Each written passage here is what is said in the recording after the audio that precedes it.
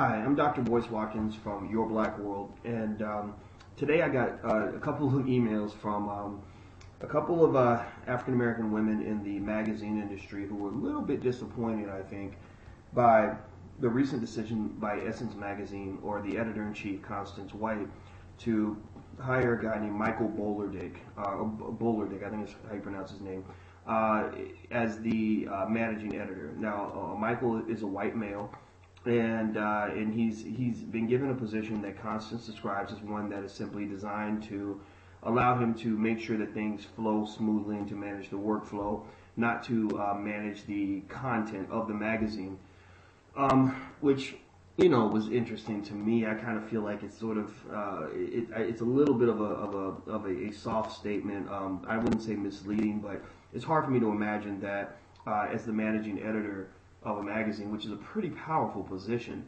that your worldview would not have some impact on what appears in the magazine, where it appears, how it appears, etc. And so some questions I had, and again, I'm not here to beat up on Constance or to beat up on Michael or Essence. I mean, I love Essence, but I think that some poignant questions need to be asked about this, right? I mean, I think that number one, I think it would be appropriate to ask, what is Michael's experience with black women that gives him the right and the ability to be a voice for black women? I mean, if Essence is positioned as a voice for African American women, then did he work with black publications before? Has he worked with black female organizations? Is his wife a black woman? Well, I mean, give me something, because I think that leads to the next question about this decision. Were there other black women who applied for the job who somehow were just deemed to be unqualified? I mean, you've got some amazing black women over there. You've got Angela Michaela Davis. I think she's affiliated with Essence on some level. I'm not 100% sure. You've got S. Tia Brown, who's amazing. You've got even Sophia Nelson, who has spoken a great deal about black women and the images of black women in media. And which is interesting, because you have people like Shawnee O'Neal who get chosen by CNN to write an article about the images of black women in media, which sort of shows you what happens when black media is imperialized by people who don't care about the black community.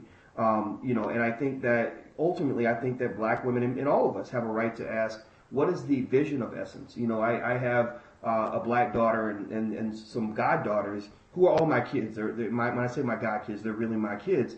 Who are African American women, and I am thinking about this and kind of wondering, what's really going on here.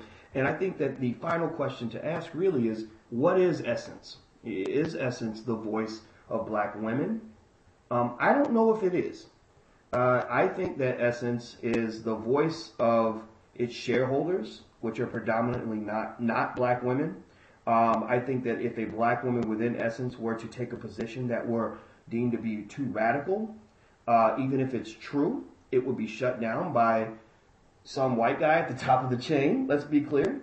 If for example, if someone were to write an article that says black women should not watch BET because they give awards to artists like Lil Wayne who call women bitches and hoes and make jokes about murdering them, I don't think that article would get through. I just don't. I think that somebody would shut it down and say, you can't do this.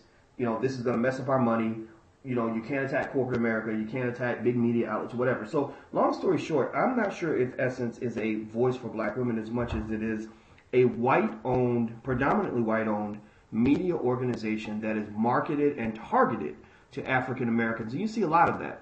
And so the question is, if you think about it, what if, Russia owned the United States and put an American as the head of the country and said, no, this is America and American values prevail, but yet it's owned by the Soviet Union. I mean, whose value system is going to be reflected most readily? Well, the person with the deepest pockets, or the group that has ownership.